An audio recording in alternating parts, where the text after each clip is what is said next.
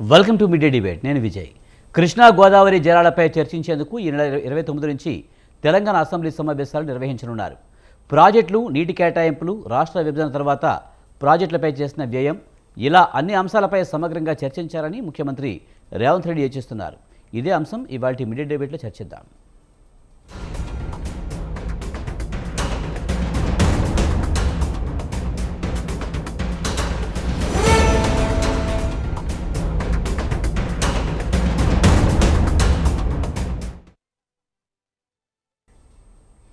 Telangana assembly సమావేశాలు ఈ నెల 29న నిర్వహించనున్నట్టుగా తెలుస్తుంది. ప్రధానంగా ప్రాజెక్టులు, నీటి కేటాయింపులు, రాష్ట్ర విభజన తర్వాత ప్రాజెక్టులపై చేసిన వ్యయం గురించి ప్రధానంగా చర్చ జరిగే అవకాశం ఉంది. అలాగే మున్సిపల్, అలాగే జడ్పీటీసీ, ఎంపీటీసీ ఎన్నికల గురించి కూడా మాట్లాడే అవకాశం కనిపిస్తుంది. దీనిపై మనతో మాట్లాడేందుకు అందెం రామిరెడ్డి గారు, బీజేపీ అధికార ప్రతినిధి మనతో ఉన్నారు. ఆయనతో మాట్లాడదాం. రామిరెడ్డి గారు, నమస్తే అండి. నమస్తే అండి సార్, తెలంగాణ అసెంబ్లీ సమావేశాలు ఈ నెల 29న నిర్వహించే అవకాశాలు ఉన్నాయి. ప్రధానంగా నీటి కేటాయింపులు, అలాగే ప్రాజెక్టుల వ్యయం గురించి కూడా ప్రధానంగా చర్చ జరిగే అవకాశం ఉందని చెప్తున్నారు. ఈ ఇటీవల మనం చూసాం, మాజీ సీఎం కేసీఆర్ గారు బయటకు వచ్చి అనేక ఆరోపణలు చేశారు ప్రస్తుత ప్రభుత్వం మీద. ఈ నేపథ్యంలోనే ఇప్పుడు అసెంబ్లీ సమావేశాలు నిర్వహించాలనుకోవడం ఎలా చూడాలి మీరు? పార్లమెంటు శీతాకాల సమావేశాలు అయిపోయినాయి, ముగిసి దానికి తేనీటి వీడుగా విందు కూడా లోక్సభ స్పీకర్ గారు ఇస్తే నవ్వుల పువ్వులు కూడా పడినాయి. ప్రతిపక్ష నాయకులు వచ్చారు, ప్రియాంక గాంధీ వచ్చింది, జోకులు వేశారు, మంచిగా అయిపోయింది. కానీ మన తెలంగాణ శీతాకాల సమావేశాలు ఇంతవరకు మొదలు కాలేదు. దాంట్లోనే తెలుస్తుంది వీళ్ళకు అసెంబ్లీ సమావేశాల మీద ఎంత నిజాయితీ నిష్ట ఉందో. ఇప్పుడు 5 శీతాకాల సమావేశాలు, దాని పేరు అలా చెప్పకుండా మేమేదో నీటి గురించి చర్చించడం కోసం పెడుతున్నాం అన్న డ్రామా క్రియేట్ చేస్తారు. ప్రతి విషయంలో కాంగ్రెస్ డ్రామాలు చేస్తుంది, ఇది తప్పు. తర్వాత నీటి విషయంలో తెలంగాణకు అటు కాంగ్రెసు, ఇటు బీఆర్ఎస్ తీరని ద్రోహం చేసినాయి. సమైక్య రాష్ట్రంలో ప్రాజెక్టుల కేటాయింపు పేరు మీద ఆంధ్ర ప్రాంతాల్లో ఎక్కువ ప్రాజెక్టులు కడుతూ అక్కడ నీటి ఎక్కువ కేటాయింపు చేసి, తెలంగాణలో తక్కువ ప్రాజెక్టు కడుతూ తక్కువ కేటాయింపులు చేసి, అంతేకాకుండా ఉమ్మడి ఇప్పుడు రాష్ట్రాల ప్రాజెక్టుగా ఉన్న నాగార్జున సాగర్, శ్రీశైలం విషయంలో శ్రీశైలం ప్రాజెక్టు కట్టిందే జల విద్యుత్ కేంద్రంగా, నాగార్జున సాగర్ ఆయకట్టుకు స్థిరీకరణకు దానికి సపోర్ట్ చేసే విధంగా కట్టింది. యాక్చువల్గా దాన్ని అది మొత్తం ఏంటంటే తెలుగు గంగ పేరుతో మద్రాసుకు 1100 క్యూసెక్ల నీళ్లు రోజువారీ అట్లా ఇవ్వాలి. అంటే 15 టీఎంసీలు మొత్తం మీద మహారాష్ట్ర, కర్ణాటక, సమైక్య ఆంధ్రప్రదేశ్ షేర్ 5 టీఎంసీల పేరుతో తాగునీరు ఇవ్వాలని మొదలుపెట్టి 1977 జరిగింది నిర్ణయం. ఈ 3 రాష్ట్రాల్లో చీఫ్ సెక్రటరీలు తమిళియన్స్ ఉన్నప్పుడు ఇది జరిగింది. దాన్ని తర్వాత ఏంటంటే తెలుగు గంగ ప్రాజెక్టు కాస్త పోతిరెడ్డి పారుగా మార్చారు. ఆ 11 క్యూసెక్ల నీటి నుంచి 11,000 తీసుకుపోయారు. పోతిరెడ్డి పాడుతో 11,000 నుంచి 40,000 తీసుకుపోయారు. ఇదేంటంటే పేరేమో మిగులు జలాలు, దోపిడీ చేస్తున్నాయి నికర జలాలు. ఇలా నెంబర్ 1 దోషి కాంగ్రెస్, నెంబర్ 2 దోషి 2004లో కాంగ్రెస్ ప్రభుత్వంలో చేరిన ఈ టీఆర్ఎస్ పార్టీ. అప్పుడు హరీష్ రావు కూడా మంత్రి అందులో. వీళ్ళెవ్వరూ పోతిరెడ్డి పాడును దాన్ని పెంచడాన్ని ఆబ్జెక్షన్ చెప్పలే. ఇంకా ఏంటంటే కేసీఆర్ రాయలసీమకి వెళ్ళి జగన్ ముఖ్యమంత్రి ఉన్నప్పుడు రోజాతో కలిసి రాయలసీమను రత్నాలసీమ చేస్తాం మేము కృష్ణా నీళ్ళతో అన్నాడు. ఎంత దగ్గర ఇప్పుడు మళ్ళీ వేరే డ్రామాలు ఆడుతుండు. సో ఈ కాంగ్రెస్ పార్టీ, బీఆర్ఎస్ పార్టీ మొదటి నుంచి తెలంగాణకు అన్యాయం చేస్తుంది. ఇటు కృష్ణా నీళ్ళే కాదు, గోదావరి విషయంకి వచ్చిన ప్రాణహిత చేవల్ల ప్రాజెక్టు మీద కాంగ్రెస్ పార్టీ 2008లో ఆరంభించి 2006 నుంచి జలయజ్ఞం పేరు చెప్తూ ప్రారంభించి ఫౌండేషన్ స్టోన్ వేసి మొదలు 17,000 కోట్ల పైచిలకు అని చెప్పి దాన్ని 38,000 కోట్లకు తీసుకుపోయి దాంట్లో 4,000 కోట్లు ఖర్చు పెట్టిందని హరీష్ రావు అంటాడు. మేము 10,000 కోట్లు అంటారు, ఎక్కడ లేదు. అటు కేంద్రంలో 10 ఏళ్ళు 2004 నుంచి 2014 వరకు కాంగ్రెస్ అధికారంలో ఉంది. అటు మహారాష్ట్రలో ఏ రాష్ట్రంతో అయితే మనకు బ్యారేజ్ విషయంలో ఒప్పందం అవసరమో ఆ మహారాష్ట్రలో 15 ఏళ్ళు కాంగ్రెస్ అధికారం ఉంది, 1999 నుంచి 2014 వరకు. ఇటు సమైక్య రాష్ట్రంలో 2004 నుంచి కాంగ్రెస్ అధికారం. అయినా కానీ వీళ్ళు గొప్పగా చెప్పుకుంటున్న Pranahita Chevella project main barrage కు ఒప్పందమే జరగలేదు. పచ్చిదగా ఇది కాంగ్రెస్ పార్టీ ప్రాణహిత చేవల్ల అక్కడ బ్యారేజ్ కు ఒప్పందం జరగలేదు, తట్టెడు మట్టిపోయలేదు.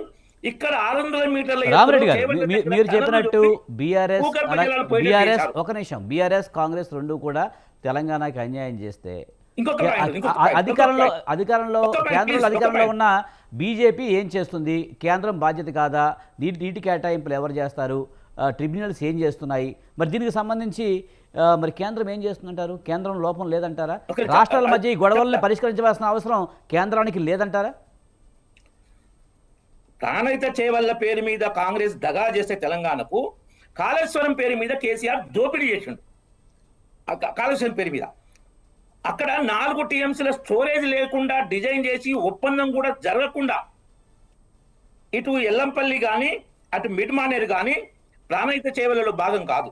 ఉమ్, మిడ్ మానేరు ఎస్ఆర్ఎస్పి వరదకోల ప్రాజెక్టులో భాగం. ఉమ్, ఎల్లంపల్లి ఇటు మన ఉంది కదా, రామగుండం ఈ ఏరియాలని మనకు విద్యుత్ శక్తికి తర్వాత సాగు కోసం కట్టిన ప్రాజెక్టు, సపరేట్ ప్రాజెక్టు. మీకు కావాలంటే డీఈగా పనిచేసి ఆ ప్రాజెక్టు మధ్య వెంకటరమణ గారు అంటే చెప్తారు. ఈ 2 దాంట్లో కావు. ఇవి కాకుండా 50 టీఎంసీల స్టోరేజ్ లేకుండా 160 టీఎంసీ పాలిస్తారని చాలా ఘోరంగా దగా చేసింది కాంగ్రెస్. ఆ కేంద్రం విషయం అంటుంది మీరు ఇప్పుడు. ఉమ్, మొదలు బచావా ట్రిబ్యునల్ అవార్డు ఉండే, ఉమ్, తర్వాత బ్రిజేష్ కుమార్ ట్రిబ్యునల్స్. ఈ ట్రిబ్యునల్స్ వ్యవస్థ అనేది కాంగ్రెస్ అధికారంలోనే వచ్చింది. ఉమ్, ఈ కేంద్ర ప్రభుత్వం ఎప్పుడు నీటి పంపకంలో జోక్యం చేసుకోదు, ఉమ్. ట్రిబ్యునల్స్ చేస్తాయి. ఈ ట్రిబ్యునల్స్ ఉన్నప్పుడు కాంగ్రెసే అధికారంలో ఉంది కేంద్రంలో కూడా. ఫైనల్ గా వచ్చిన బ్రిజేష్ కుమార్ ఈ ట్రిబ్యునల్ ట్రిబ్యునల్స్ ఎవరి పరిధిలో ఉంటాయి రామరెడ్డి గారు? ఈ అవి ట్రిబ్యునల్స్ అటానమస్, అవి మొత్తం పూర్తిగా కేంద్ర ఆధీనంలో ఉండేవి. అవి ఉమ్, ట్రిబ్యునల్స్ అనేది అటానమస్ ఉంటాయి. ఉమ్, ఏర్పాటు చేసేది ప్రభుత్వం, కేంద్ర ప్రభుత్వం. ఉమ్. కానీ అంటే ఆ కేంద్ర autonomous ప్రభుత్వానికి ఏమీ సంబంధం లేదంటారా? దాని ట్రిబ్యునల్ కేంద్ర ప్రభుత్వం ఏ ట్రిబ్యునల్ ఆదేశించలేదు. ఉమ్, ఏ ప్రభుత్వం ఉన్నా, కాంగ్రెస్ ఉన్నా, కానీ ఆ కాంగ్రెస్ ఉన్నప్పుడే బ్రిటిష్ కుమార్ ట్రిబ్యునల్ అవార్డులో మొదలు మన ఫస్ట్ ట్రిబ్యునల్లో తీరని అన్యాయం ఏంటంటే సమైక్య రాష్ట్రంలో కాంగ్రెస్ రాష్ట్ర ప్రభుత్వాలు ఉండే ఎక్కువ కాలం. మాకు మహారాష్ట్ర కర్ణాటక కొంచెం ఎక్కువ ఇచ్చినా పర్వాలేదు, కానీ తెలంగాణకు తక్కువ ఇచ్చి ఆంధ్రప్రదేశ్కి ఎక్కువ ఇస్తే బాగుండే.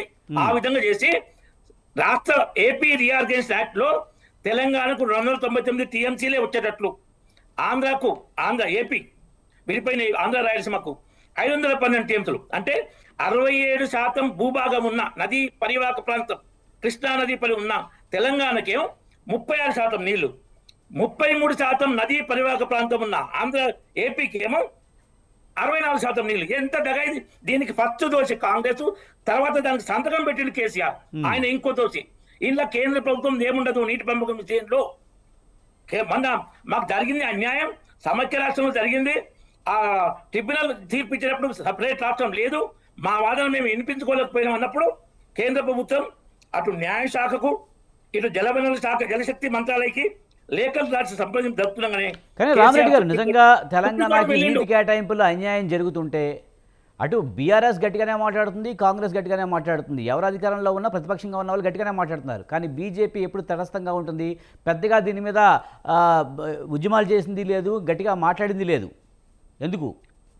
గోదావరి నదీ జలాల మహాపాదయాత్ర చేపట్టింది బీజేపీ. కాంగ్రెస్ కానీ బీఆర్ఎస్ కానీ టీడీపీ ఎవరు చేపట్టలే. 1990 నుంచి గోదావరి నదీ జల మహాపాదయాత్ర చేస్తే, తర్వాత 95-96 చేస్తే చంద్రబాబు నాయుడు దేవాదుల లిఫ్ట్ స్టార్ట్ చేశాడు. ఆ మహాపాదయాత్ర ఫలితం ఇంకొకటి ఏంటంటే వీళ్ళు గట్టిగానే మాట్లాడుతున్నారు చూడు. అల్పుడెప్పుడు పలుకు ఆడంబరము గాను, సజ్జనుండు పలుకు చల్లగాను, empty vessels make much noise.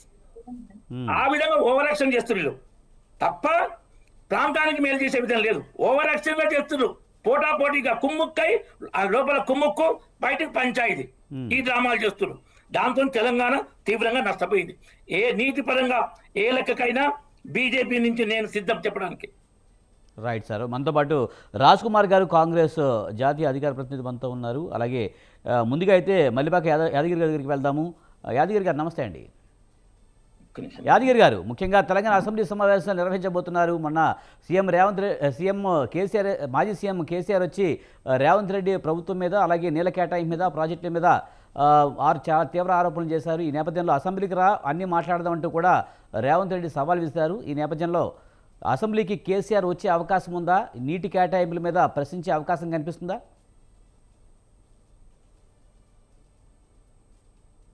Sir మీ వాయిస్ రావడం లేదు, మ్యూట్లో ఉన్నారు.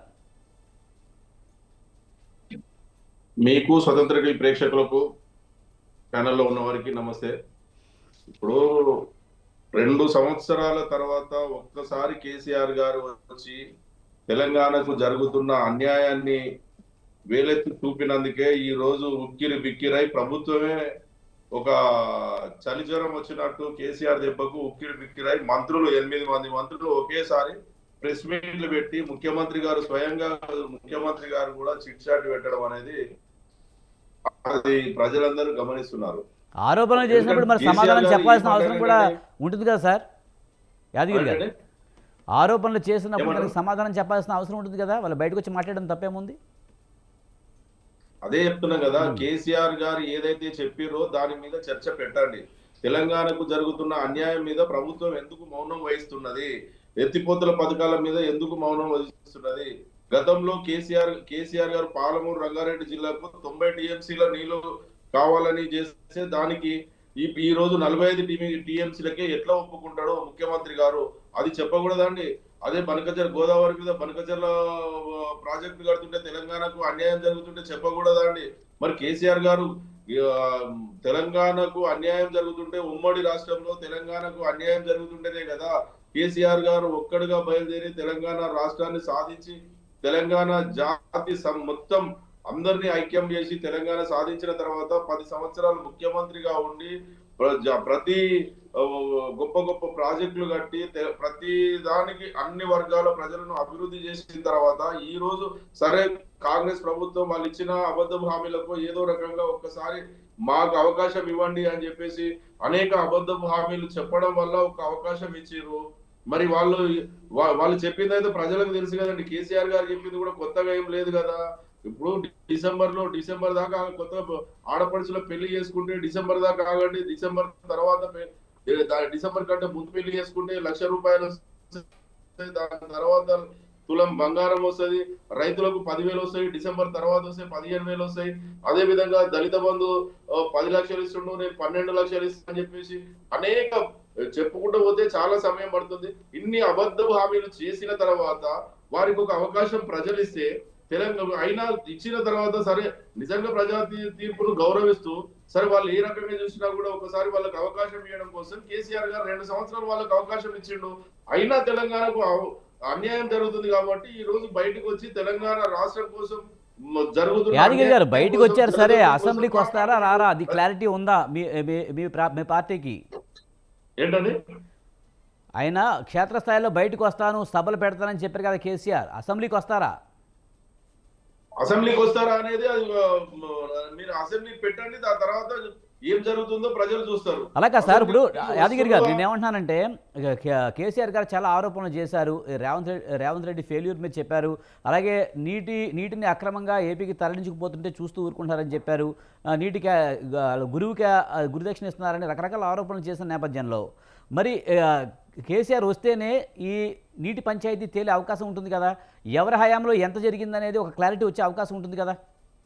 అసలు ఆయన ఇప్పుడు అసెంబ్లీ సమావేశాలు ఆయన ఎక్కడ కేసీఆర్ గారు వస్తే దాని మీద చర్చ కూడా 5 రోజులు అసెంబ్లీలో 3 రోజులు 5 రోజులు పెట్టాలన్న ఆలోచనతోటే కదండి ఇప్పుడు వాళ్ళు ప్రకటిస్తున్నారు. వాళ్ళు ఒకవేళ నిజంగా జలదోపిడి మీద జల విధానం మీద చర్చ పెట్టమని చెప్పండి. కేసీఆర్ గారు వస్తారా, హరీష్ రావు గారు వస్తారా, కేటీఆర్ గారు వస్తారా, మా పార్టీ ఆ రోజు నిర్ణయం తీసుకొని వస్తుంది, తప్పకుండా అవసరం అనుకుంటే మా నాయకుడు కూడా వస్తాడు. మీకు పెట్టే దమ్ముందా? ఈ రోజు జలదోపిడి గురించి మీరు చర్చ పెట్టే దమ్ముందా? అది చెప్పండి ఫస్ట్ కాంగ్రెస్ పార్టీ. యాదగిరి గారు మొన్న రేవంత్ రెడ్డి చిట్ చాట్లో కూడా అదే చెప్పారు కదా, అవసరమైతే స్పెషల్గా మీకోసం 2 రోజులు అసెంబ్లీ పెడతాము, మీరు రండి, మొత్తం నీటి సమస్యల మీద మాట్లాడదాం, ఎవరి హయాంలో ఏం జరిగిందనేది క్లియర్గా మాట్లాడదామని ఆయన చెప్పాడు కదా, డైరెక్ట్గానే మాట్లాడాడు కదా. అంటే వాళ్ళు సిద్ధంగానే ఉన్నారు చర్చకి. మరి కేసీఆర్ వస్తున్నారా లేదన్నది ఇక్కడ పాయింట్, అక్కడ క్లారిటీ ఉంది, ఇక్కడ క్లారిటీ ఉందా? వీళ్ళు జలదోపిడి మీద చర్చ పెట్టమని చెప్పండి, మా కేసీఆర్ గారు నిర్ణయం తీసుకొని తప్పకుండా వచ్చి. యాదగిరి గారు మీరు రేవంత్ రెడ్డి చిట్ చాట్ మీరు చూసే ఉంటారు, మీరు ఒకసారి లేకపోతే సార్ చూడండి, ఎందుకంటే రేవంత్ రెడ్డి చాలా క్లియర్గా చెప్పడం జరిగింది, మేము నీటి సమస్యల మీదే పెడదాం, జలదోపిడి మీదే పెడదాం, ఎవరి హయాంలో ఎంత దోపిడీ జరిగింది, ఎవరు ఎన్ని ప్రాజెక్టులు కట్టారు, ఆ ప్రాజెక్టులకు అయిన వ్యయం ఎంత, దీని మీద మనం చర్చిద్దామని చెప్పారు. దాని మీద చర్చ పెడితే తప్పకుండా వస్తాడండి. కేసీఆర్ గారు చెప్పవలసిన, రేవంత్ రెడ్డికి కేసీఆర్ గారు చెప్పవలసిన అవసరం లేదు. మా నాయకులు ఉన్నారు. ఒకవేళ కేసీఆర్ గారు వచ్చే అవసరం ఉంటే తప్పకుండా వచ్చి ప్రభుత్వాన్ని అసెంబ్లీలో నిలదీసి ఎండగట్టడం కోసం కూడా సిద్ధంగా ఉంటది. కానీ ఆ అవసరం లేదు. కేటీఆర్ గారు చూసుకుంటాడు, హరీష్ రావు గారు చూసుకుంటారు. అంత రేవంత్ రెడ్డి గారికి అసలు దాని మీద పరిజ్ఞానం, జలదోపిడి మీద ఏం జరుగుతుందో, ఈ తెలంగాణకు జరిగే అన్యాయం మీద కేసీఆర్ రేవంత్ రెడ్డి గారికి అవసరం లేదు. కేవలం తన గురువు గారు చంద్రబాబు నాయుడు గారి ప్రయోజనాల కోసం, అదే విధంగా ఆంధ్రప్రదేశ్ ప్రయోజనాల కోసం, మోడీ గారి ప్రయోజనాల కోసం మాత్రమే ఈ రోజు రేవంత్ రెడ్డి గారు పనిచేస్తున్నాడు. కానీ తెలంగాణ ప్రయోజనాల కోసం, తెలంగాణ ప్రజలకు ఇచ్చిన హామీల సంక్షేమ పథకాలు అమలు పరచడం కోసం మాత్రం ఈ రోజు రేవంత్ రెడ్డి గారు ఎక్కడ పనిచేస్తారనేది తెలంగాణ ప్రజలు పూర్తిగా గమనిస్తున్నారు. ఈ రోజు కాంగ్రెస్ పార్టీలో ఉన్నటువంటి ముఖ్య నాయకులకు కూడా తెలుసు ఈ విషయం, తెలంగాణకు అన్యాయం జరుగుతుంది. కానీ వాళ్ళు ముఖ్యమంత్రి హోదా ఉన్నది కాబట్టి వాళ్ళు ప్రశ్నించలేకపోతున్నారు. ఒకవేళ నిజంగా తన మంత్రి, కేబినెట్ మంత్రిలో ఉన్న ఇక్కడ ప్రశ్నిస్తే మంత్రి పదవి వద్దు అని చెప్పేసి మంత్రి పదవులు కాపాడుకోవడం కోసం వాళ్ళు ప్రశ్నించలేకపోతున్నారు. పార్టీలో పదవులు పోతాయని ప్రశ్నించలేకపోతున్నారు. నిజంగా ఇప్పుడు తెలంగాణ వాళ్ళు తెలంగాణ బిడ్డలే కదండి. ఇప్పుడు క్యాబినెట్ మంత్రులు కానివ్వండి, ఎమ్మెల్యేలే కానివ్వండి, కాంగ్రెస్ పార్టీ ముఖ్య నాయకులే కానివ్వండి, ఎవరైనా ఆ రోజు అన్ని పార్టీలు కూడా కేసీఆర్ గారి నాయకత్వాన్ని బలపరిచి తెలంగాణ సాధించుకున్నాం కదా. మనము తెలంగాణ ఎజెండా తోటి కదా పనిచేసినాము. ఈ రోజు కూడా జలదోపిడి మీద, జలదోపిడి ఎజెండా మీదనే అన్ని పార్టీలు కూడా ఖచ్చితంగా కేసీఆర్ గారి నాయకత్వంలో అందరూ ప్రశ్నించే అవకాశం వస్తుంది, ఆ సందర్భం వస్తుంది.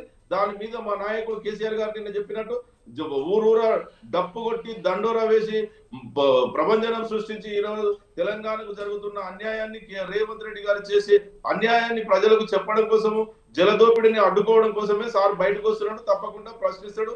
ఆ ప్రాజెక్టులను అడ్డుకోవడం సిద్ధంగా బీఆర్ఎస్ పార్టీ పనిచేస్తుంది కేసీఆర్ గారి నాయకత్వంలో. రైట్, మనతో పాటు రాజ్ కుమార్ గారు, కాంగ్రెస్ జాతీయ అధికార ప్రతినిధి మనతో ఉన్నారు. ఆయనతో మాట్లాడదాం. రాజ్ కుమార్ గారు నమస్తే అండి. ఆయన ఇంకా ఇప్పుడు ఓకే. నమస్తే అండి.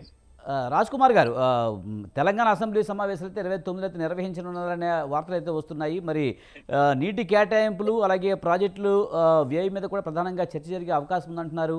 మన కేసీఆర్ వచ్చి కూడా ఈ కాంగ్రెస్ హయాంలో జలదోపిడీ జరుగుతుంది, ఏపీకి తరలించుకుపోతుంటే చూస్తూ ఊరుకుంటున్నారనే కామెంట్స్ చేయడం జరిగింది. దీని మీద రేవంత్ రెడ్డి కూడా స్పందించారు. కానీ అసెంబ్లీలో దీని మీద ప్రధానంగా చర్చ జరిగే అవకాశం ఉందా, లేకపోతే తప్పుకునే అవకాశం కనిపిస్తుంది, లేదా తూతూ మంత్రంగా నిర్వహించే అవకాశం ఉందా?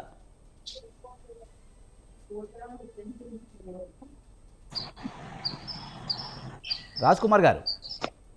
సార్ నా వాయిస్ వినబడుతుందా? వినిపిస్తుంది. ఓకే సార్, ఇక్కడ బీఆర్ఎస్ పార్టీ నాయకులు ఎంత దారుణంగా మాట్లాడుతున్నారంటే, ముఖ్యమంత్రి గారు ఎంతో సగౌరవంగా ఒక ఏదైతే ఇప్పుడు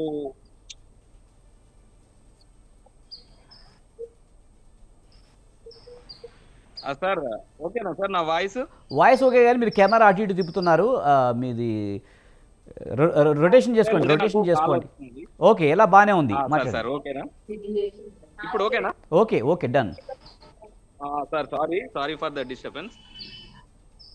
ముఖ్యమంత్రి రేవంత్ రెడ్డి గారు కల్వకుంట్ల చంద్రశేఖరరావు గారిని సగౌరవంగా అసెంబ్లీకి రావాలి అని ఆహ్వానిస్తున్నారు. ఏదైతే వాళ్ళు భయపడుతున్నారో అసెంబ్లీకి వస్తే ఆయనని ఎవరన్నా ఏమన్నా అంటారనో, లేకపోతే ఆయన యొక్క గౌరవానికి ఏదైనా భంగం కలుగుతుందని భయపడుతున్నాడు. పాపం మీకు ఏది కూడా మీ యొక్క గౌరవానికి కానీ మీ యొక్క ఉన్నతి కానీ ఎటువంటి భయం అవసరం లేదని ముఖ్యమంత్రి రేవంత్ రెడ్డి గారు హామీ ఇచ్చి కల్వకుంట్ల చంద్రశేఖరరావు గారిని అసెంబ్లీకి పిలుస్తున్నారు. ఆయన ఏదైతే రోడ్ల మీద పెడతా అన్నారో నీటి పంపకాల మీద చర్చ, దీన్ని సగౌరవంగా మనం అసెంబ్లీలో మాట్లాడుకుందామని ముఖ్యమంత్రి రేవంత్ రెడ్డి గారు కేసీఆర్ గారిని ఆహ్వానిస్తున్నారు. దేశంలో ఇంత దరిద్రమైన ఒక నాయకుడు, ఒక ప్రతిపక్ష నాయకుడిని ఇట్లా రాని బతిమలాడుకునే పరిస్థితి మన తెలంగాణ రాష్ట్రానికి ఉండడం అనేది మన దౌర్భాగ్యం నిజంగా. ఎందుకండి ఆయన ఒక ఎమ్మెల్యేగా నెలకు 2,50,000 జీతం తీసుకుంటున్నాడు. 24 ఆయన అసెంబ్లీ రాకుండా 60 లక్షలు ఎందుకు తీసుకుంటున్నాడు? 60 లక్షలు ఫస్ట్ ముందట పెట్టాలి కేసీఆర్ గారు. ఇప్పుడు ఆయన రోడ్ల మీద పెడుతున్న చర్చను ముఖ్యమంత్రి రేవంత్ రెడ్డి గారు అసెంబ్లీలో పెడుతున్నారు. Power point presentation Revanth Reddy గారు ఇస్తున్నారు. దానికి ఖచ్చితంగా రావాల్సిన అవసరం రావు గారి మీద ఉందా లేదా? కానీ రాజ్ కుమార్ గారు ఏదైతే ఒక మాట, ఎందుకంటే కేసీఆర్ ఆరోపణలు చేశారు, రైట్, ఓకే. ఈ ఆరోపణలు కేటీఆర్ చేస్తున్నారు, హరీష్ రావు చేస్తున్నాడు. వాళ్ళు చేసినప్పుడు వాళ్ళకి సమాధానం చెప్పినా సరిపోతుంది. కేసీఆర్ రావాలి, కేసీఆర్ వచ్చినప్పుడే దీని మీద చర్చ పెడతామనడం ఎంతవరకు కరెక్టు? కేసీఆర్ వచ్చినా రాకపోయినా సరే కాంగ్రెస్ దీని మీద చర్చ పెట్టాలి, తెలంగాణకు జరుగుతున్న అన్యాయం మీద మాట్లాడాల్సిన అవసరం ఉంది. సార్, ఒక మీడియా ప్రతినిధులుగా మీరు కూడా ఆ విధంగా మాట్లాడడం చాలా బాధాకరం. లేదు, ఎమ్మెల్యే రాజ్ కుమార్ గారు నేను చాలా క్లారిటీగా ఇస్తున్నాను, క్లారిటీగా చెప్తున్నాను. రైట్, రాజ్ కుమార్ గారు, ప్రధానంగా ఇప్పుడు నేను చెప్పింది కూడా ఏంటంటే, ఇంతకుముందు ఏదైనా సమస్య ఉంటే ఆ సమస్య మీద కేసీఆర్ రావాలనో లేకపోతే ఇంకొకరు రావాలనో కాదు కదా, ప్రతిపక్ష నేతగా ఉన్నాడు, ఆయన రావాలని కోరుకోవడం తప్పేం కాదు. కానీ ఇదే సమస్య మీద కేటీఆర్, హరీష్ రావు మాట్లాడుతున్నారు కదా, దాని మీద చర్చ కేసీఆర్ వస్తేనే పెట్టడం అనేది అంతవరకు కరెక్ట్ అని నేను అడుగుతున్నా, అంతే. ఓకే సార్, మీరు అయిపోయింది కదా, థ్యాంక్ యూ. కేసీఆర్ గారు ఆ చర్చ ఎక్కడ పెడతా అంటున్నారా అంటే, గోదావరి కృష్ణా మీద నేను తెలంగాణ రాష్ట్ర వ్యాప్తంగా తిరుగుతా, ఈ యొక్క తెలంగాణ మనకు పరిచిన వాటాల్లో అన్యాయం చేస్తుందనే కదా వాళ్ళు రోడ్డు ఎక్కుతా అనేది, ప్రభుత్వం మీద కొట్లాడుతా అనేది. ఆ చర్చను గౌరవంగా ముఖ్యమంత్రి రేవంత్ రెడ్డి గారు అసెంబ్లీలో పెడుతున్నారు. అట్లా మీకు వారి గౌరవానికి భంగం అనేది రోడ్ల మీద జరుగుతుంది సార్. ఒక 10 సంవత్సరాలు రాష్ట్రాన్ని పరిపాలించిన మాజీ ముఖ్యమంత్రి కేసీఆర్ గారు రోడ్ల మీద కాదు, వారి గౌరవం మన తెలంగాణ రాష్ట్ర అసెంబ్లీలోకి ఆహ్వానించి, అదే మీరు ఏదైతే రోడ్డు మీద తిరుగుతామని చర్చ పెడతా అంటున్నారో దాన్ని మేము అసెంబ్లీలో పెడతా అంటున్నారు. ఇంతకంటే కేసీఆర్ గారి బాగోగుల గురించి ఆలోచించే ముఖ్యమంత్రి రేవంత్ రెడ్డి గారి కంటే నాకు తెలిసి కవిత కేటీఆర్ కూడా ఆలోచించారు అంత బాగా. ఆ యొక్క చర్చ రావాల్సిందిగా వారు ఎందుకు రారు? ఇందాక మీరు కూడా ఒక మాట రావాల్సిన అవసరం ఉందని. రావాల్సిన అవసరం ఉంది అనేది కాదు, ప్రతిపక్ష నేతగా ఖచ్చితంగా రావాల్సిన అవసరం ఉంది, ప్రజాక్షేత్రంలో పోరాడాలి, అట్ ది సేమ్ టైం అసెంబ్లీలో కూడా ఒక ప్రతిపక్ష నాయకుడిగా మాట్లాడాల్సిన అవసరం ఖచ్చితంగా ఉంది, అందులో ఏం డౌట్ లేదు. కానీ ప్రతిపక్ష నేత కేసీఆర్ రాకపోయినప్పటికీ కూడా దాని మీద డిబేట్ అనేది ఖచ్చితంగా కేటీఆర్ లేకపోతే హరీష్ రావు ఉన్నారు కదా, అసెంబ్లీలో చర్చించాల్సిన అవసరం ఉందనేది నేను చెప్తున్నది. 100% సార్. ఇప్పుడు కేసీఆర్ గారి అంశాన్ని లేవనెత్తినరు, ఎందుకంటే తెలంగాణ రాష్ట్రానికి ఎవరు అన్యాయం చేసినా కూడా దాని మీద చర్చ జరగాల్సిందే. అది మా కాంగ్రెస్ పార్టీ చేసినా బీఆర్ఎస్ పార్టీ అన్యాయం కూడా చర్చ జరగాల్సిందే. ఆ చర్చ అనేది ఇప్పుడు మన తెలంగాణ రాష్ట్రానికి ఘోరమైన అన్యాయం జరుగుతుంది, ఒక్కొక్కరి తోళ్లు తీస్తా, తోడుకలు తీస్తా, వెంట్రుకలు తీస్తా అని కేసీఆర్ అంటున్నారు కదా, అదే అసెంబ్లీ వచ్చి అదే చర్చ మీద పాల్గొనండి. ఇప్పుడు కేటీఆర్ గారు వచ్చిన ప్రాబ్లం, ఈ అంశాన్ని ఎత్తుకున్న పెద్ద మనిషి ఎవరు? కేసీఆర్ గారు కదా, అసెంబ్లీ రావాలి. ఎందుకనంటే సార్, 24 నెలల నుండి ఒక ఎమ్మెల్యేగా గెలవడం ప్రతి ఒక్క డ్రీమ్. ఇప్పుడు మాలాంటి వాళ్ళము మేము కొట్లాడేది అనేది, మేము ఎమ్మెల్యే కావాలని మా యొక్క జీవిత ఆశయం పెట్టుకుంటాం. అంత గొప్ప అవకాశం ముఖ్యమంత్రిగా రాష్ట్ర ప్రతిపక్ష నాయకుని గజ్వేల్ ఎమ్మెల్యేగా కేసీఆర్ గారు ఉన్నారు. వారు మన యొక్క రాష్ట్ర అభ్యున్నతికైనా ఏ రాష్ట్ర అభ్యున్నతికైనా శాసనసభలు అనేది చాలా కీలకం. ఆ యొక్క రాష్ట్రాన్ని పరిపాలించిన నాయకుని అసెంబ్లీ వస్తలేడు, ఒక ఎమ్మెల్యే అసెంబ్లీ వస్తలేడు. ఎందుకు సార్? మొత్తం 60 లక్షలు పక్కన పెట్టమనండి, తెలంగాణ రాష్ట్ర ప్రజలు క్షమాపణ చెప్పమనండి వారిని. వారు ఇప్పుడు ఏదైతే ఇప్పుడు తెలంగాణ రాష్ట్రానికి అన్యాయం జరుగుతుందని తెలంగాణ అంతా సరే, రాజ్ కుమార్ గారు కేసీఆర్ ఒకవేళ అసెంబ్లీకి వస్తారా అనేది తర్వాత విషయం. కానీ ఇప్పుడు తెలంగాణకి నీటి కేటాయింపుల్లో అన్యాయం జరుగుతుందా లేదా, ఏపీ జల దోపిడీ చేస్తుందా లేదా, ఆయన ఆరోపణలు నిజమా కాదా, దానికి సంబంధించి చెప్పండి. 100% ఆ ఆరోపణ కేసీఆర్ గారు చేస్తున్న వాదన నిజమా, రేవంత్ రెడ్డి గారు చేస్తున్న వాదన నిజమా? ఏదైతే 2014 నుండి 23 వరకు అత్యధికంగా జలదోపిడీ కేసీఆర్ గారి ఆధ్వర్యంలో జరిగిందని మేమంటున్నాం. ఉమ్మడి ఆంధ్రప్రదేశ్ల కంటే ఎక్కువ గోదావరి కృష్ణ జలాలను ఆంధ్ర వాళ్ళు దోపిడీ చేసింది కేసీఆర్ గారి హయాంలోనే. ఏదైతే రాయలసీమ ఎత్తిపోతల పథకానికి సంబంధించి కేసీఆర్ జగన్ పక్క నుండి ఆ పోతిరేడుపాడు దగ్గర పొక్కగొట్టినప్పుడు ఈయన ఏం చేసిండు, ఈయన ఎందుకు అంత ఎంకరేజ్మెంట్ ఉండు, ఆ నిజాన్ని రాష్ట్ర ప్రజలకు అసెంబ్లీ సమావేశాల్లోనే తెలుస్తుంది. ఎవరు దోషులు, ఎవరు తెలంగాణ రాష్ట్రానికి న్యాయం చేసిండ్రని.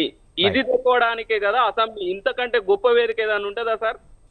కేసీఆర్ గారికి ఇంత వారి యొక్క నిజాయితీత్వాన్ని వారు నిరూపించుకోవడానికి అసెంబ్లీ కంటే పెద్ద అవకాశం ఏముంటది? వారు రావాలి కదా. వాస్తవం, మీరు చెప్పింది వాస్తవం. 100% అసెంబ్లీకి రావాలి, అసెంబ్లీలో ప్రజల గొంతుగా వినిపించాల్సిన అవసరం ప్రధాన ప్రతిపక్ష నేతగా కేసీఆర్కి ఉంది 100%. అలాగే మనతో పాటు జంగయ్య గారు రాజకీయ విశ్లేషకులు జాయిన్ అయ్యారు. ఆయనతో కూడా మాట్లాడదాం. జంగయ్య గారు నమస్తేనండి. సార్, తెలంగాణ అసెంబ్లీ సమావేశాలు అయితే ఈ నెల 29న అయితే ప్రారంభిస్తామని చెప్తున్నారు. మరి ప్రధానంగా ఈ జల దోపిడీ గురించి చర్చ అని చెప్తున్నారు. మరి కేసీఆర్ అసెంబ్లీకి వస్తారా అని ఒక చర్చ కూడా నడుస్తుంది. ఎలా చూడాలి సార్? ఒక విషయం అండి, స్పష్టంగా మనము ఏదైతే తెలంగాణ అనుకున్నామో, తెలంగాణ రావడానికి ముఖ్య కారణము జల దోపిడీ జరుగుతుంది, మా నీళ్లు మాకు కావాలి, మా నిధులు కావాలి, మా నియామకాలు కావాలని చెప్పేసి ప్రతి ఒక్క తెలంగాణ వాది పోరాడి సాధించుకున్నటువంటి తెలంగాణ. దాంట్లో ముఖ్య పాత్ర పోషించినటువంటి వాళ్ళు, ముందు అడుగులో ఉన్నటువంటి వాళ్ళు కేసీఆర్ గారు కనుక ముఖ్యమంత్రి 10 సంవత్సరాలు పరిపాలన సాగించారు. నిజానికి కూడా ఎంతో కొంత ఈ రోజు మనకు చూస్తున్నటువంటి సందర్భం, గతంలో నీళ్లు లేవు, మనకు వ్యవసాయం మొత్తం కూడా దేశానికి ఒక వెన్నెముక ఉన్నటువంటి రైతన్న వేరే ప్రాంతాలకు వలస వెళ్ళేటువంటి సందర్భం నుండి కొంతవరకు భూముల రేట్లు పెరగడం కానీ, వ్యవసాయం అభివృద్ధి చెందడం కానీ, పంటల దిగుమతి కానీ, ఇలాంటివి ఏ సందర్భంలో తీసుకున్నా ఎంతో కొంత మనకు తెలంగాణ వచ్చిన తర్వాత ప్రజల్లో కొంత సుముఖత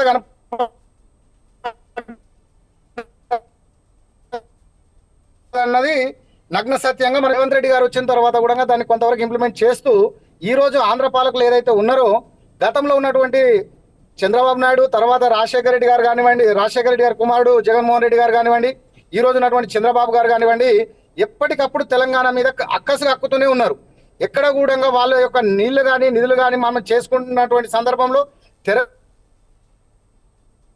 వెనుక రాజకీయం చేస్తూ కుట్రపూరితంగా నీళ్లు తరలించుకోపోవడానికి మాత్రమే ప్రయత్నం చేస్తున్నారు. ఏదైతే మనకు పునర్విభజనలో ఇచ్చినటువంటి చట్టంలో ఉన్నటువంటి అంశాలను కూడా పరిగణనలోకి తీసుకోకుండా ఎక్కడికక్కడ దోపిడీ చేయడానికి మనతో ప్రయత్నం చేస్తూనే ఉన్నారు.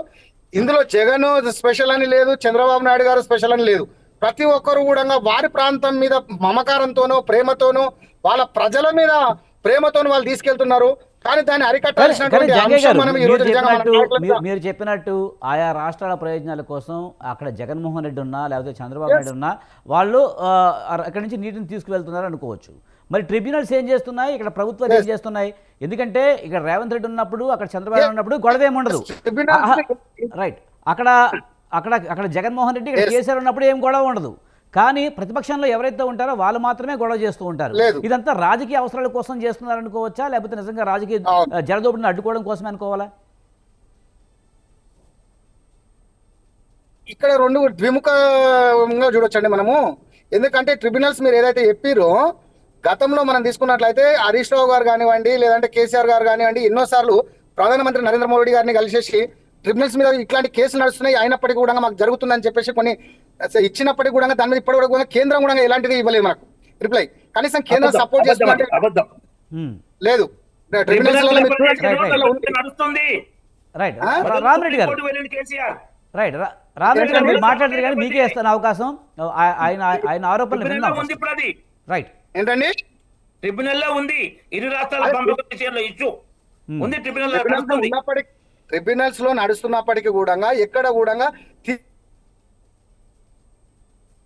ట్రావెలింగ్ మాత్రం ఎందుకు పెండింగ్ నడుస్తుంది, ఎందుకు సపోర్ట్ చేయలేకపోతున్నారు, ఎవరికి ఎందుకు న్యాయం? ఇప్పుడు అంటే ప్రగతి తల్లి ప్రేమను ఎందుకు చేస్తున్నారు? ఇక్కడ మనకు తెలంగాణ మీద ఎందుకు అక్కసు కక్కుతున్నది? కేంద్రమైనా కానీ పక్క రాష్ట్రమైనా కానీ, కేంద్రంలో అంటే బీజేపీ ప్రభుత్వం ఉన్న చోటనేమో ఒక రకంగా ప్రవర్తిస్తుంది, బీజేపీ లేని ప్రతిపక్షంలో ఇంకొక రకంగా నడుస్తుంది. ఈ రోజు కేంద్రము ఏదైతే ఉన్న వ్యక్తి కూడా అట్లా రాజకీయ అనుకుంటున్నామో, గతంలో బీఆర్ఎస్ బీజేపీ ఎందుకు సపోర్ట్ చేయలేకపోతుంది? ఎందుకు ఎందుకు మనకు ఒక్క డ్యామేజ్ కూడా ఒక్కనాది కూడా మనం కట్టుకున్నటువంటి ఏ ప్రాజెక్టు కూడా ఎందుకు జాతీయ హోదా ఇవ్వలేకపోతుంది? ఇన్నేళ్లలో ఎందుకు మిగతా దాంట్లో చేస్తున్నారు? ఇట్లాంటివి ప్రతిదీ తీసుకుంటే మనం ఒక్క రాష్ట్రాల మీదనే కాదు, కేంద్రం కూడా మనకి ఎక్కడ కూడా సపోర్ట్ చేయట్లేదు. తెలంగాణ ఏర్పడిన తర్వాత ఇప్పటి వరకు కూడా. కానీ ఏ రోజు కూడా మన ప్రభుత్వాలు ఏదైతే ఏర్పడినటువంటి మనం కేసీఆర్ గారు కానివ్వండి, ఈ రోజు రేవంత్ రెడ్డి గారిని తీసుకున్నా కానీ వాళ్ళ వంతు ప్రయత్నం అంటే వారి పరిధిలో ఉన్నటువంటి దాని వద్దగా ప్రయత్నం చేయగలుగుతున్నారు. కానీ వాళ్ళు స్వతహాగా తీసుకోవడానికి ఈ నదుల విషయంలో కానీ నీళ్ల విషయంలో కానీ రిప్రజెంటేషన్ ఇవ్వగలుగుతున్నారు. కానీ సాధించలేవడంలో కొంత విఫలమవుతున్నారు మాత్రం ఇక్కడ. రైట్, రామరెడ్డి గారు ప్రధానంగా చూస్తే కనుక ట్రిబ్యునల్స్ ఉన్నా కూడా అవి సమస్యను పరిష్కరించడంలో విఫలమవుతున్నాయి అనే ఒక ఆరోపణ అయితే వస్తుంది. ఒక ట్రిబ్యునల్స్ విషయం అది దాన్ని మాట్లాడదాం. ఇంతకు ముందు జలశక్తి మంత్రాలయ గజేంద్ర సింగ్ షెకావత్ గారు ఉన్నప్పుడు అక్కడ జగన్ పోతిరెడ్డిపాడు ద్వారా వేల క్యూసెక్కులు తీసుకుపోవడం కాకుండా సంగమేశ్వర దగ్గర ఒక లిఫ్ట్ 800 ఫీట్ల నుంచి లిఫ్ట్ చేసే విధంగా శ్రీశైలంలో 800 ఫీట్ల నుంచి దానికోసం కాంట్రాక్ట్ ఇస్తుంటే అప్పుడు బీజేపీ రాష్ట్ర బండి సంజయ్ గారు జలశక్తి మంత్రాలయకి లేఖ రాస్తే ఆగస్టులో మీటింగ్, ఆగస్టు 5వ తారీఖున మీటింగ్ ఏర్పాటు చేశారు. అపెక్స్ కమిటీ మీటింగ్ లో జలశక్తి మంత్రి చైర్మన్ ఉంటారు, ఏపీ తెలంగాణ మంత్రులు సభ్యులుగా ఉంటారు. ఆ మీటింగ్ ఏర్పాటు చేస్తే కేసీఆర్ జగన్ తో కుమ్ముక్కై నాకు ఇప్పుడు వీలు కాదు, నేను రాలేని మీటింగ్ అని జగన్ సంగమేశ్వర టెండర్స్ అప్రూవ్ అయ్యే వరకు, డిసైడ్ అయ్యే వరకు మీటింగ్ రాలే. దగా చేసింది జగన్ కేసీఆర్ కేంద్రమా? ఇక్కడ స్పష్టంగా చెప్తుంది. రాష్ట్ర బీజేపీ కేంద్రానికి లేఖ రాసింది, కేంద్రం అపెక్స్ కమిటీ మీటింగ్ ఏర్పాటు చేసింది, దానికి డుమ్మా కొట్టింది కేసీఆర్, జగన్ సహకరించింది. ఇదే కాకుండా రాయలసీమకు వెళ్ళి ఆమెతో రోజాతో కలిసి కృష్ణానీలతో రాయలసీమను రత్నాలసీమ చేస్తా అన్నాడు. ఇదే కేసీఆర్. మేము జగన్ కూతురు కృష్ణా గోదావరి నీళ్ళు పంచుకుంటాం, కేంద్రం మాకు చేయాల్సింది అని బాహటంగా మీడియా ముఖం కూడా ఎన్నోసార్లు చెప్పడం జరిగింది. అవన్నీ చూసాం. రాజశేఖర్ చేసిన ద్రోహం, పోతిరెడ్డిపాడు పొక్కగొట్టింది కేసీఆర్ ముఖ్యమంత్రి ఉన్నప్పుడు కాదు, వైఎస్ఆర్ ముఖ్యమంత్రిగా ఉన్నప్పుడు. ఫస్ట్ స్టార్ట్ చేసింది పోతిరెడ్డిపాడు వైఎస్ఆర్ ముఖ్యమంత్రి ఉన్నప్పుడు 2004లో 1100 క్యూసెక్కుల తెలుగు గంగ పేరు నుంచి 11,000 క్యూసెక్కులు చేసింది. అప్పుడు వీళ్ళు కూడా మంత్రివర్గంలో ఉన్నారు, హరీష్ రావు కూడా మంత్రి, టిఆర్ఎస్ భాగస్వామి, అప్పుడు రాష్ట్రపతులు, వైఎస్ఆర్ ముఖ్యమంత్రి. దాని కాకుండా దాన్ని 40,000 క్యూసెక్కులు తీసుకుపోయాడు ఎవరు? కాంగ్రెస్ వాళ్ళు. ఫస్ట్ తెలంగాణ ఉద్యమం స్టార్ట్ అయిందే సమైక్య రాష్ట్రంలో నీళ్లు నిధుల నియామకంలో అన్యాయం జరిగిందని.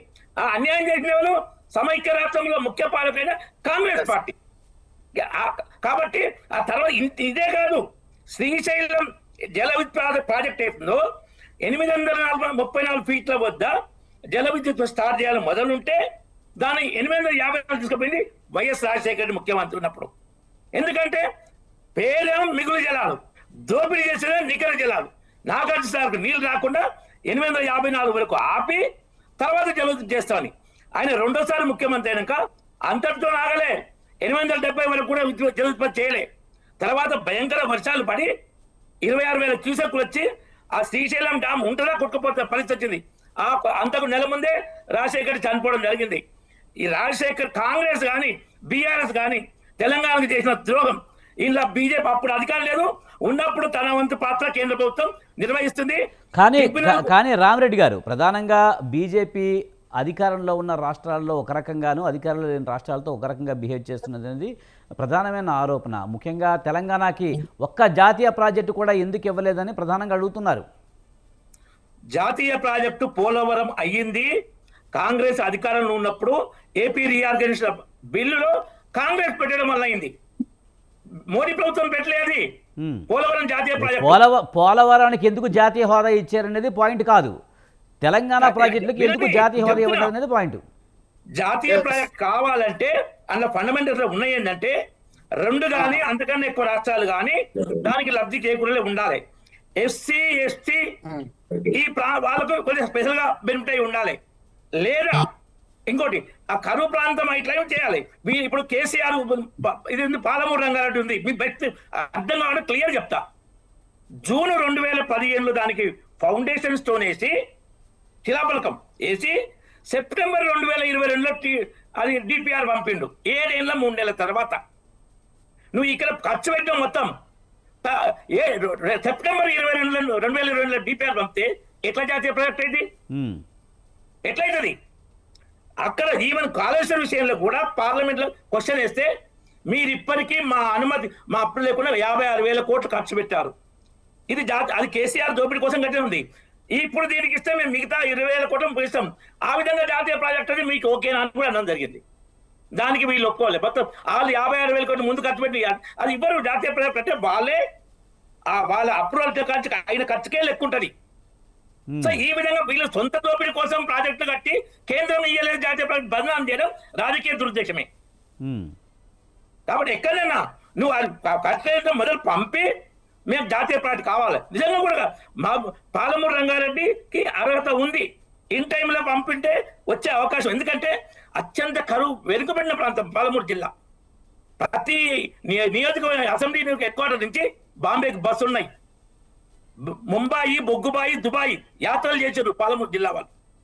అటువంటి వెనుకబడ్డ జిల్లా తీరే అన్యాయం జరిగింది. ఇంకొకటి ముఖ్యమైన చెప్తా, 2019 నుంచి ఇప్పటి వరకు 2025 వరకు గత 7 సంవత్సరాలుగా తెలంగాణలో సమృద్ధి వర్షపాతం ఎన్నడూ లేని విధంగా కృష్ణా నది నీళ్లు ప్రతి సంవత్సరం సముద్రాలకు 500 టీఎం తక్కువ కాకుండా పోతున్నాయి 7 సంవత్సరాలుగా. ఏ ఒక్క సంవత్సరం అడక బీఆర్ఎస్ ప్రభుత్వం, కేసీఆర్ ప్రభుత్వం కానీ ఇటు రేవంత్ రెడ్డి ప్రభుత్వం కానీ మనకు అన్యాయంగా కేటాయించబడిన 290 టీఎంస్ కూడా పాడుకునేది దుస్థితిలో ఉన్నది. దీనికి అంతమంది కాంగ్రెస్ ప్రభుత్వం, మధ్యలో ఉన్న టీఆర్ఎస్ ప్రభుత్వం, ఇప్పుడు రేవంత్ రెడ్డి ప్రభుత్వం, ఈ ప్రభుత్వాలే మూల కారణం. అసలు అన్యాయంగా కేటాయించిన నీళ్ళను కూడా వాదుకోలేని దౌర్భాగ్య పరిస్థితిలో మన ప్రాజెక్టులు, మన నిర్వహణ ప్రభుత్వాలు ఉన్నాయి. దీన్ని కేంద్రం ఏం చేస్తుంది? రైట్. యాదగిరి గారు మీరేమంటారు? ముఖ్యంగా రాజకీయ దురుద్దేశంతోనే బీజేపీ మీద ఆరోపణలు చేస్తున్నారు, కానీ కేంద్రం రెడీగా ఉంది, కానీ సకాలంలో మీరు డిపిఆర్ కానీ అవి కానీ ఏమి ఇవ్వకుండా మీరు మీ అవినీతి కోసం ప్రాజెక్టులు కట్టుకుని దానికి మళ్ళీ కేంద్రం మీద నెట్టడం అనేది కరెక్ట్ కాదని రామరెడ్డి గారు అంటున్నారు. ఇప్పుడు రామరెడ్డి గారు చెప్పేది, బీజేపీ రేవంత్ రెడ్డి గారు ఇద్దరు తెలంగాణ రాష్ట్రంలో ఉమ్మడి ప్రభుత్వాన్ని నడిపిస్తున్నారు అనేది మళ్ళీ అయ్యే ఆరోపణలు, ఒకళ్ళొకళ్ళ ఆరోపణలే కానీ సమస్యల పరిష్కారం మాత్రం రాని పరిస్థితి ఉంది. రేపు ఒక నిమిషం రామరెడ్డి గారు, రేపు అసెంబ్లీ సమావేశాలు పెట్టినా, జలదోపిడీ మీద ఈ చర్చ పెట్టినా రాజకీయ ఆరోపణలకే పరిమిత అవకాశాలు కనిపిస్తున్నాయి, కానీ పూర్తి స్థాయిలో దీనికి ఒక కంక్లూజన్ అనేది వస్తుందా? పరిస్థితి కనపడట్లే ఇక్కడ సార్. ఇప్పుడు ముఖ్యమంత్రి గారు ఎక్కడ ఏ సభలో మాట్లాడినా కూడా నేను పాలమూరు బిడ్డను అని చెప్పేసి అనేక సభలలో మాట్లాడతాడు రేవంత్ రెడ్డి గారు. మరి ఈ రోజు పాలమూరు గొంతు కోస్తుంటే మరి ఎందుకు నోరు మెదపలేకపోతున్నాడు? మరి ఎందుకు ఎవరి ప్రయోజనాల కోసం రేవంత్ రెడ్డి గారు పాలమూరు ప్రయోజనాలు దెబ్బతీస్తుంటే 90 టీఎంసీలు ఉన్న నీళ్లను 40 టీఎంసీలు చాలు అని ఏ విధంగా ఉత్తమ్ కుమార్ రెడ్డి గారు లెటర్ రాస్తుంటే మరి ముఖ్యమంత్రి గారు ఏ విధంగా ఒప్పుకున్నాడో చెప్పాల్సిన అవసరం కూడా ఉంటది కదండి. ఇప్పుడు గతంలో కూడా ఇప్పుడు ఈ తెలంగాణ ప్రాజెక్టులు ఎన్ని కట్టినా మా అవకాశాల కోసం అంటే ఈ రోజు రాష్ట్ర ప్రభుత్వం ఎన్ని అవినీతి చేసినా కూడా బీజేపీ వాళ్ళు ఎక్కడ చర్య తీసుకుంటలేరు, దాని మీద ప్రశ్నిస్తలేరు. ఈ రోజు ఆ రోజు ప్రాజెక్టులు కేసీఆర్ గారు ప్రయోజనాలు, ఈ రోజు కాళేశ్వరం ప్రాజెక్ట్ కట్టింది కేసీఆర్ గారి ప్రయోజనాల కోసం అనండి, తెలంగాణ రైతుల ప్రయోజనాల కోసం, తెలంగాణ రాష్ట్ర ప్రయోజనాల కోసం ప్రాజెక్టులు కట్టిండు కేసీఆర్ గారు. ఈ రోజు 2.5 సంవత్సరాలు తెలంగాణ రాష్ట్ర ప్రభుత్వం రేవంత్ రెడ్డి గారు ముఖ్యమంత్రిగా ఉండి ఒక్క చెక్ డ్యామ్ కట్టిండా, ఒక ప్రాజెక్టు కట్టిండా? చెక్ డ్యామ్లు ప్రాజెక్టులు కట్టకపోగా చెక్ డ్యామ్లను పేల్చివేస్తున్న సందర్భాలు కూడా ఈ రోజు తెలంగాణ రాష్ట్ర ప్రజలు చూస్తున్నారు. మరి దాని మీద ఎందుకు చర్య తీసుకోలేకపోతుంది ఈ ప్రభుత్వం? దాని మీద విచారణ ఎందుకు చేపట్టలేకపోతుంది ఈ ప్రభుత్వం? ఎందుకంటే ఈ ప్రభుత్వాన్ని, ఈ చెక్ డ్యామ్ల పేల్చివేతను బీజేపీ వారు ఎందుకు ప్రశ్నించలేకపోతున్నారు? తెలంగాణ రాష్ట్రానికి నిధులు లేవు, తెలంగాణకు లంక బిందెలు లేవు, తెలంగాణకు నిధులు లేవు, మేము ఉద్యోగులకు మేమేమి ఇస్తాను కూడా నా దగ్గర కోసుకున్నా, నా దగ్గర ఏం లేవు అని చెప్పేటువంటి ముఖ్యమంత్రి గారికి ఈ రోజు ఫ్యూచర్ సిటీలో డేరాలు వేసేసి అక్కడ అక్కడ సభలు పెడితే మరి 100 కోట్ల రూపాయలు ప్రజాధనం రేజింగ్ తెలంగాణ అని చెప్పేసి 100 కోట్ల రూపాయలు తెలంగాణ ప్రజల సొమ్ము దుర్వినియోగం అయితే బీజేపీ పార్టీ ఎందుకు ప్రశ్నించలేకపోతుంది?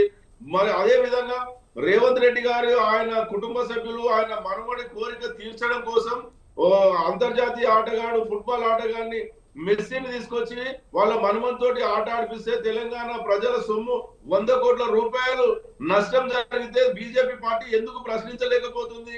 ఈ రోజు మమ్మల్ని ఆడడానికి వాళ్ళకి అసలు అవకాశమే లేదండి. తెలంగాణ ప్రజల ప్రయోజనాల కోసం, తెలంగాణ రాష్ట్ర ప్రయోజనాల కోసం నిరంతరం నాటి నుంచి నేటి వరకు పోరాటం చేసి తెలంగాణ హక్కులను కాపాడేదే బీఆర్ఎస్ పార్టీ. కేసీఆర్ గారి నాయకత్వంలో బీఆర్ఎస్ పార్టీ ప్రతి కార్యకర్త పనిచేస్తున్నారు. కానీ ఈ రోజు కాంగ్రెస్ వాళ్ళు కానీ, అదే విధంగా తెలంగాణ రాష్ట్రంలో ఉన్నటువంటి ప్రభుత్వం కానీ, బీజేపీ వాళ్ళు కూడా ఈ రోజు ముఖ్యమంత్రి గారికి సపోర్ట్ గానే ఉన్నారు. ఈ ముఖ్యమంత్రి గారు చేసే అరాచకాలకు వాళ్ళు మద్దతు పలుకుతూనే ఉన్నారు. కానీ ఏ రోజు కూడా ఆ రోజు ఆ లగచర్లలో గిరిజనుల భూములు కొల్లగొడుతుంటే కూడా బీజేపీ వాళ్ళు ప్రశ్నించలేదు. ఎక్కడ చూసినా కూడా మా పార్టీ నాయకుడు కేటీఆర్ గారు, హరీష్ రావు గారు ఎప్పటికప్పుడు ప్రభుత్వాన్ని ప్రజల వద్ద ఎండగట్టడం వల్లనే ఎక్కడికక్కడ అడ్డుకుంటున్నాం. కానీ బీజేపీ వాళ్ళు ఎక్కడ కూడా తెలంగాణ రాష్ట్ర ప్రజల ప్రయోజనాల కోసం పనిచేస్తలేరు. కేవలం రేవంత్ రెడ్డి గారు, చంద్రబాబు నాయుడు గారి ప్రయోజనాల కోసం, మోడీ గారి ప్రయోజనాల కోసం, తెలంగాణను సర్వనాశనం చేయడం కోసమే పనిచేస్తారు. కానీ ఈ రోజు తెలంగాణ రాష్ట్ర ప్రయోజనాల కోసం, బడుగు బలహీన వర్గాల ప్రయోజనాల కోసం మాత్రం ఎక్కడా పనిచేస్తలేరు. ఒకవేళ ఇప్పుడు తెలంగాణలో మేము అసెంబ్లీ సెషన్ పెడతాం, అసెంబ్లీ సమావేశాలు ఏర్పాటు చేస్తే రావాలంటే వాళ్ళు రాజ్యాంగబద్ధంగానే అసెంబ్లీ సమావేశాలు ఏర్పాటు చేస్తలేరండి. ఒకవేళ నిజంగా అసెంబ్లీ సమావేశాలు ఏర్పాటు చేస్తే గవర్నర్ గారి ప్రసంగం ఉండాలి. జనవరి 1 లో కొత్త సంవత్సరంలో అసెంబ్లీ సమావేశాలు పెట్టాలి. అప్పుడు ఉభయ సభలను ఉద్దేశించి గవర్నర్ గారు ప్రసంగిస్తారు. ఆ అవకాశం లేకుండా ఈ రోజు కేసీఆర్ గారు వస్తలేరంటే ఈ డిసెంబర్ 29 నాడే ఎందుకు మొదలు పెడుతున్నారండి? 2 రోజులు పెట్టి మళ్ళీ వాయిదా ఎందుకు వేస్తున్నారండి? ఎందుకంటే ఈ పాత సంవత్సరంలో అసెంబ్లీ సమావేశాలు పెట్టిన చెప్పుకోవడం కోసం ఒక లాజిక్ ను ఉపయోగించి ఈ రోజు రేవంత్ రెడ్డి గారు మేము అసెంబ్లీ సమావేశాలు పెడుతున్నాం, కేసీఆర్ గారు వస్తారా, ఎవరు వస్తారు బీఆర్ఎస్ పార్టీ అంటే ఎవరు నాలాంటి చిన్న కార్యకర్త కూడా ఈ రోజు తెలంగాణ ప్రయోజనాల కోసం మాట్లాడుతుంది. కేసీఆర్ గారి నాయకత్వంలో ఆ తెలంగాణ స్పృహ సోయి మాకున్నది కాబట్టి తెలంగాణ ప్రయోజనాలు కాపాడడం కోసం హరీష్ రావు గారు మాట్లాడతారు, కేటీఆర్ గారు మాట్లాడతారు, ఎవరైనా మాట్లాడతారు. ఈ రోజు మీకు దమ్ము ధైర్యం ఉంటే బీజేపీ వాళ్ళు కానివ్వండి, కానీ ఆ ఇంపాక్ట్ అనేది కేసీఆర్ ఉంటే ఆ ఇంపాక్ట్ వేరుగా ఉంటుంది కదా యాదగిరి గారు. ప్రయోజనాల కోసం నేను ఒక్క నిమిషం మాట్లాడతా. ఒకటే నిమిషం. రైట్ యాదగిరి గారు, ఒక నిమిషం. రామరెడ్డి కేసీఆర్ గారు నదులకు నడక నేర్పిండని వీళ్ళు భజన చేసిండ్రు. కాళేశ్వరం కమిషన్ ముందు పోయి నాదేం లేదు, నాకేం తెలియదు, ఇంజనీర్లు ఇచ్చిన ప్లాన్ నేను కట్టినా చెప్పిండు. ఎంత పచ్చబద్దాలు అంటే ఒక విషయం, డిస్కవరీ ఛానల్లో కాళేశ్వరం గురించి ఆహా ఓహన్ వీడియో పెట్టిరు. ఆ కాళేశ్వరం కాస్త కూలేశ్వరం కాగానే అది డిలీట్ చేశారు. ఇది వీళ్ళ దగా. నేను రాజకీయం చెప్పట్లేదు, జరిగిన విషయాలు వీళ్ళ మాటలు కానీ అబద్ధాల విషయాలు ఎక్స్పోజ్ చేస్తున్నాను. రైట్ యాదగిరి గారు. తెలంగాణ కేసీఆర్ గారు ప్రయోజనాల కోసం 1,00,000 కోట్ల రూపాయలు అవినీతి జరిగిందని మీరు చెప్తున్నారు కదా. ఈ రోజు బీజేపీ వాళ్ళు అంటున్నారు కదా అదే 6 లక్షల కోట్ల అప్పయింది తెలంగాణ రాష్ట్రానికి అని చెప్పేసి ఇప్పుడు రెండు జాతీయ పార్టీలు చెప్తారు కదా. సాక్షాత్తు పార్లమెంటులోనే బీజేపీ ఎంపీ తెలంగాణ రాష్ట్రంలో గత బీఆర్ఎస్ ప్రభుత్వం 10 సంవత్సరాలు రైట్ యాదగిరి గారు మీ వచ్చినది 70 లక్షల కోట్ల అప్పుతో కలిపి ఇన్ని 3.5-4 లక్షల కోట్ల అప్పు మాత్రమే చేసింది. అందులో మళ్ళీ ఇప్పుడు ప్రాజెక్టులు కట్టింది, హైదరాబాద్ కు అభివృద్ధి కంపెనీలు తెచ్చింది, కమాండ్ కంట్రోల్ రూమ్ కట్టింది, సెక్రటరియట్ కట్టింది. ఈ 4.5 లక్షల కోట్ల అప్పులలోనే కేవలం కేసీఆర్ గారు ప్రభుత్వం చేసింది 2.5 లక్షల కోట్ల అప్పు మాత్రమే. అది పార్లమెంట్ లో కేంద్ర ప్రభుత్వం ప్రకటించింది. ఈ రోజు నేను బీఆర్ఎస్ పార్టీ ప్రకటించింది కాదు. మరి బీఆర్ఎస్ వాళ్ళకు మరి 1,00,000 కోట్ల రూపాయలు అవినీతి జరిగిందని చెప్పడానికి బీజేపీ పార్టీ చెప్తుంది. మరి 100 కోట్ల రూపాయలు తన మనవని కోసం అన్యాయం జరిగిందంటే ఎందుకు ప్రశ్నిస్తలేవు రామరెడ్డి గారు? ఇక్కడ 1,00,000 కోట్ల ప్రాజెక్టులు అవినీతి అన్నం తప్ప అవినీతి 1,00,000 కోట్లు అనలే మేము. అరే మామనే రైట్. ఇప్పుడు ఏదేమైనా సరే కాళేశ్వరం విషయం అయితే కేంద్రం పరిధిలోకి వెళ్తుంది కదా. మరి కేంద్రం పరిధిలోకి సిబిఐ కేసులు 95 లక్షల కోట్ల అప్పు మీరు 1,00,000 కోట్లు ఏడికెళ్ళయింది? అసలు కనీసం మీరు మాట్లాడితే కేంద్ర ప్రభుత్వం రామరెడ్డి గారు మరి సిబిఐ విచారణ చేసే అవకాశం కనిపిస్తుందా? మరి కాళేశ్వరం విషయంలో రాష్ట్ర ప్రభుత్వం సెప్టెంబర్ లో 3 నెలల క్రితం పెట్టంగానే హరీష్ రావు కేసీఆర్ అప్పుడు ఈ రేవంత్ రెడ్డి సుప్రీంకోర్టు వెళ్ళి స్టే తెచ్చుకున్నారు. సుప్రీంకోర్టు వెళ్ళి ఎలాంటి యాక్షన్ తీసుకోవద్దు వీళ్ళ మీద అని సుప్రీంకోర్టు స్టే ఇచ్చింది. ఆ స్టే సమాధానం మీ మంత్రి గారు చెప్పింది తప్ప చెప్పండి మీరు. రైట్. ఒకటి, రాష్ట్ర ప్రభుత్వం అప్పు వేరు, కార్పొరేషన్ల అప్పు వేరు, కాంట్రాక్ట్ల బిల్లులు పెండింగ్ వేరు, ఇప్పుడు ఫీజు ఇలాంటివన్నీ అన్ని నేను అదే చెప్తున్నా రామరెడ్డి గారు, కేసీఆర్ గారు చెప్పిన అప్పులే కనబడతాయి కానీ ప్రాజెక్టులు కనబడాయి. కేసీఆర్ గారు చేసింది మీరు అవినీతి అని చెప్తున్నారు కానీ అది కనబడదు. కానీ ఈ రోజు రేవంత్ రెడ్డి గారు చేసింది లగచర్లకు అన్యాయం చేసింది, 1,00,000 కోట్లతోటి మూసి శుద్ధీకరణ చేస్తా అంటే అదే విధంగా అక్కడ ఫ్యూచర్ సిటీ కోసం రేజింగ్ తెలంగాణ రైట్ టైం తక్కువ ఉంది. రైట్ రాజ్ కుమార్ గారు, రైట్ యాదగిరి గారు, రామరెడ్డి గారు, ఒక్క నిమిషం. కోసం తెలంగాణ ప్రజలు 100 కోట్లు నష్టం జరిగితే మీరు దాన్ని ప్రశ్నించారు బీజేపీ వాళ్ళు. ఎందుకంటే రేవంత్ రెడ్డి గారు మీకు ఇష్టమైన నాయకుడు కాబట్టి, మీరు పెట్టిన నాయకుడే కాబట్టి హైదరాబాద్ సెంట్రల్ యూనివర్సిటీ భూములు 100 ఎకరాలు కబ్జా చేయబోతుంది ఆపింది మేము. మూసీ ప్రాజెక్టు పేరు మీద 150,000 కోట్లు ఖర్చు పెడతా అంటే పాదయాత్రలు చేసి నిద్రలు చేసి ఆపింది మేము. లగచర్ల విషయం చిన్న విషయం మీరు చేస్తుంటే ఒక ప్రాంతంలో ఒకటి చేయని మేము రేవంత్ రెడ్డి విమర్శించడం ఆ క్షేత్రంలో మీరు చేసారు. మేము మీకు పోటీగా రాలే, మిమ్మల్ని విమర్శించలే, రేవంత్ రెడ్డిని విమర్శించడం. కొన్ని ఇష్యూస్ మేమే మేజర్ చేసినాం, కొన్ని ఇష్యూస్ మీరు రైట్ మన టైం తక్కువ ఉంది. యాదగిరి గారు మనం ఇంకా మాట్లాడదాం, మిగతా గెస్టులతో కూడా మాట్లాడాలి మనం. రాజ్ కుమార్ గారు మీరేమంటారు? ప్రధానంగా ఏపీ జల దోపిడీలో భాగంగా బనకచర్ల ప్రాజెక్టు కూడా కడుతున్నారు. ఈ బనకచర్ల ప్రాజెక్టు విషయంలో కాంగ్రెస్ ప్రభుత్వం చూసి చూడనట్టు వదులుతుంది, పైకి మాటలు చెప్తుంది కానీ ఆపే విధంగా ప్రజలు చేయడం లేదనేది అటు బీఆర్ఎస్ కానీ బీఆర్ఎస్ ప్రధానంగా దీని మీద ఆరోపణలు చేస్తుంది. సార్, బీజేపీ బీఆర్ఎస్ పార్టీ, ఒకరేమో అవినీతి చేసే పార్టీ బీఆర్ఎస్ పార్టీ, అభివృద్ధిని అడ్డుకునే పార్టీ బీజేపీ పార్టీ. ఇవి రెండు కలిసి కొట్లాడుకుంటే తెలంగాణ రాష్ట్రానికి అన్యాయమే తప్ప ఎక్కడ కూడా లాభం జరగదు. ఇందాక బీఆర్ఎస్ పార్టీ నాయకులు ఎంత పొలిటికల్ అవుట్డేటెడ్ కామెంట్ చేస్తున్నారు. కొంచెమైనా అప్డేట్ అవ్వండి మీరు. ఎప్పుడు చూడు మెస్సీ అనేది భారతదేశ పర్యటనకు వచ్చిండు, ఆయన ఒక ప్రపంచ ఫుట్బాల్ ఛాంపియన్. మన తెలంగాణ రాష్ట్రానికి ప్రత్యేకంగా రేవంత్ రెడ్డి గారు తీసుకురాలేదండి. ఒక గోట్ పర్యటన అని మన భారతదేశానికి వేరే దాని ఆర్గనైజేషన్స్ వేరే ఉన్నారు. వాళ్ళు మన రాష్ట్రానికి రావడం అనే మన రాష్ట్రానికి ప్రైడ్. అది రేవంత్ రెడ్డి గారి మనమన్నితో ఏది మన ఫుట్బాల్ ఆడించడానికి అనడం మీ యొక్క అజ్ఞానానికి, మీ యొక్క అవగాహన లేమితనానికి అని నేను అనుకుంటా. ఎందుకు రాష్ట్రానికి మన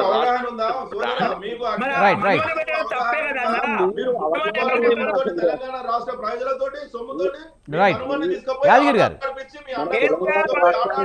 గారు ఒక నిమిషం. రైట్ టైం తక్కువ ఉంది, మాట్లాడేవండి. రైట్ మీరు ఈ కార్ చెప్పిండ్రు, దానికి ఏమని చెప్పుకున్నారు? మన తెలంగాణ రాష్ట్ర బ్రాండ్ రైట్. మన రేవంత్ రెడ్డి ఫుట్బాల్ మ్యాచ్ గురించి మాట్లాడే టాపిక్ కాదండి ఇప్పుడు, ఎందుకంటే మనం నీటి సమస్యల గురించి, నీటి ప్రాజెక్ట్ గురించి మాట్లాడుకున్నాం. ప్రధానంగా అందాల పోటీలు చేస్తే ఎన్ని కోట్ల రూపాయల ఆదాయం వచ్చిందో చెప్పండి. అవగాహన దాని మీద కాంగ్రెస్ పార్టీ చేసుకోవాలి, ఆ విఘ్నత మీరు నేర్చుకోవాలి. మాట్లాడేటప్పుడు కొంచెం మాట్లాడే విధానం. ఒక అందగత్తె కూడా వెళ్ళిపోయింది నిరసనగా. ఎందుకు వెళ్ళిపోయింది? ఏ కాంగ్రెస్ నాయకుడు ఏం రాజ్ కుమార్ గారు రైట్ మాట్లాడండి.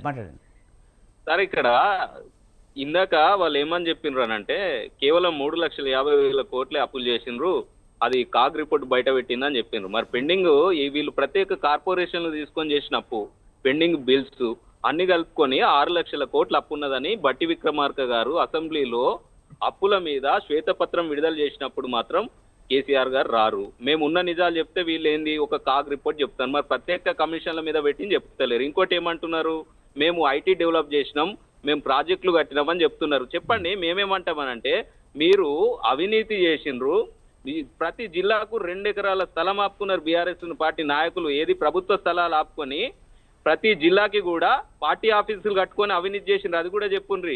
ప్రతి ఒక్క ఎమ్మెల్యే కూడా ఫామ్ హౌజులు కట్టుకున్నాడు, 100 ఎకరాల భూములు కబ్జాలు చేసిండు, అది కూడా చెప్పుండ్రి.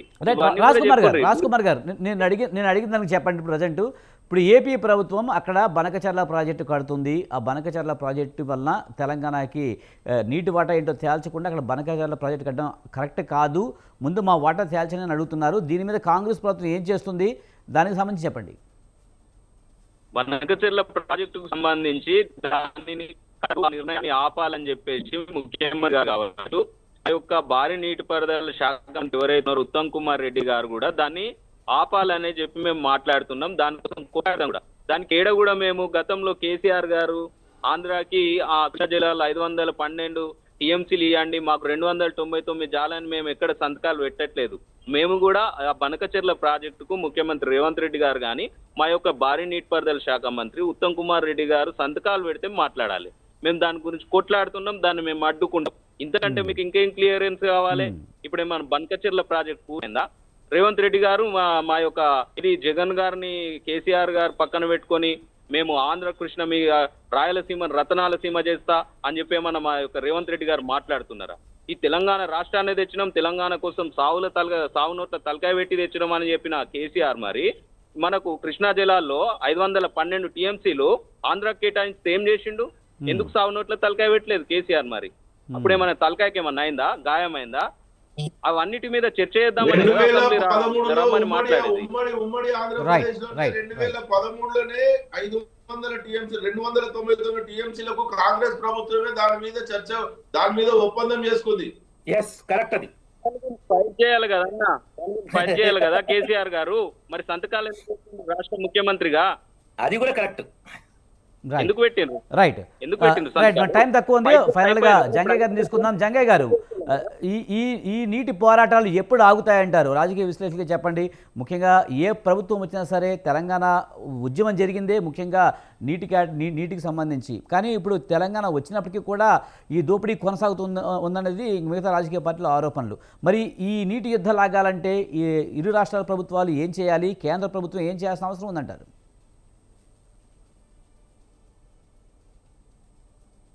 మ్యూట్లో ఉన్నారు మీరు, మీ వాయిస్ వినిపించట్లేదు. ఇప్పుడు ఉన్నటువంటి మన ముఖ్యమంత్రి రేవంత్ రెడ్డి గారు